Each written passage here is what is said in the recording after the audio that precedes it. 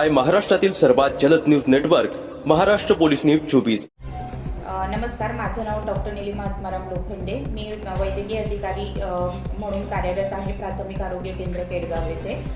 दिनांक 25 एप्रिल 2026 रोजी आमच्याकडे कुटुंब नियोजन शस्त्रक्रियेचा कॅम्प होता।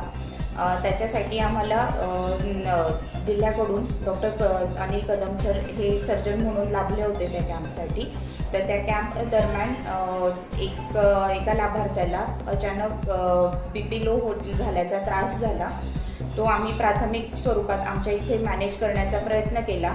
तिला व्हॅझोवेगल शॉक बसला असावा हे गृहीत धरून आम्ही तिची सुरुवातीला ट्रीटमेंट केली, परंतु तिचा बीपी वाढेना आणि तिला त्वरित ICUची गरज असल्यामुळे आम्ही जवळच असलेल्या वरवंड येथील अक्षय नर्सिंग होम येथे ICU सेवेसाठी तिला त्वरित दाखल केले।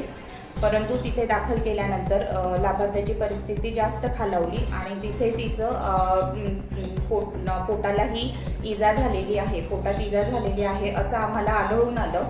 तर तिथे प्राथमिक उपचार केल्यानंतर पेशंटला व्हेंटिलेटरवर घ्यावं लागलं, तसेच तिला बीपी वाढत नसल्यामुळे औषधं द्यायला लागली। तर ती औषधं आणि व्हेंटिलेटर सपोर्ट घेऊन कार्डियाक ॲम्ब्युलन्सने आम्ही स्वतः, माझा उपकेंद्र 4चा स्टाफ आणि मी स्वतः पेशंट सोबत कार्डियाक ॲम्ब्युलन्सने ससून येथे पेशंटला आम्ही साधारण 4:30 वाजता दाखल केलं।